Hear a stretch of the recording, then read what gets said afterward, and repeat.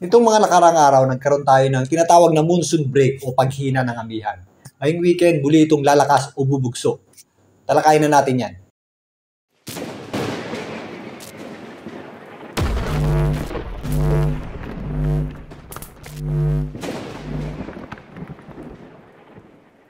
Welcome po muli sa Philippine Weather Trivia. Again, para po sa mga bago sa channel na to. Ako nga pala si Alvin Pura, isang meteorologist at ang inyong weather tito. Kapansin-pansin ang pag-alinsangan ng panahon itong mga nakaraang araw, particularly dito sa Luzon, kasama na po dyan ang Metro Manila. Dahil yan sa bahagyang pag-atras o paghina ng amihan. Pero ngayong weekend, bahagyang maiibsan dahil sa pagbabalik o pagbugso muli itong ating amihan o Northeast Monsoon. Sa katunayan, unti-unti na nga pong bumababa itong ating amihan o Northeast Monsoon. Ito po ay nakaka-apekto na dito sa hilagang bahagi ng Luzon. So ano ang implikasyon ng pagbabalik ng amihan o Northeast Monsoon? Unang-una, lalamig po muli yung ating panahon, lalong-lalo na sa gabi at madaling araw. Una pong mararamdaman yan dito sa hilagang bahagi ng Luzon at unti-unti nga po yung bababa dito sa Central Luzon at sa malaking bahagi ng Luzon sa mga susunod pang mga araw. Pero magiging mainit pa rin po sa tanghali dahil maninipis lang po ang kaulapan dulot ng amihan, particularly dito sa western section o kalurang bahagi ng Luzon. Pangalawa, meron tayong mga posibleng pag-ulan dulot ng ating amihan at ng ating shelley dito sa eastern section ng Luzon. Sa ngayon, meron tayong mga posibleng mahihinang pag-ulan dyan po sa may hilagang bahagi ng Luzon, Isabela, Cagayan area. At mas tataas din po yung ating tsansa ng mga thunderstorms at mga pag-ulan dito po sa area ng Quezon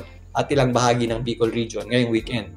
Para naman sa Mindanao, ito pong ating tinatawag na tropical wave o easterlies ang nagdala po ng mga pag-ulan dyan na nagdulot ng mga flash floods at landslides nitong mga nakarang araw. Nabawasan na po yung ating mga pag-ulan dyan sa ngayon. Pero mula bukas hanggang sa darating na linggo, tataas po muli yung ating tsansa ng mga pag-ulan at thunderstorms, particularly sa eastern section ng Mindanao. Kasama po dyan ang rehiyon ng Caraga at Davao region. Meron din tayong mga inaasahang kalat-kalat na pag-ulan dito po sa hilagang bahagi ng Mindanao. Meron din tayong mga inaasahang posibleng mga pag-ulan sa darating na linggo hanggang Lunes dito po sa area ng Cagayan, Isabela at Aurora. Kasama na po dyan ang ilang bahagi ng kabundukan ng Cordillera.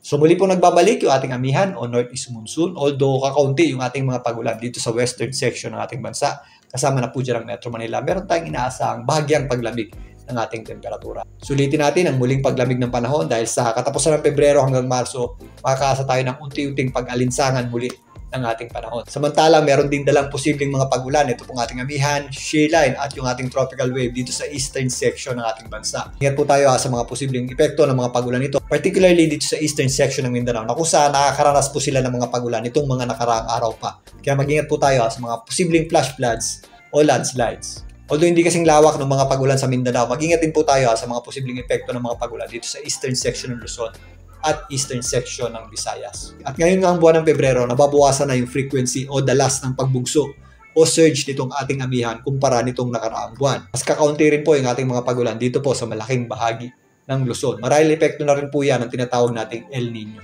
Talakayin natin yan sa susunod. Muli, ito po ang inyong weather tito para sa Philippine Weather Trivia.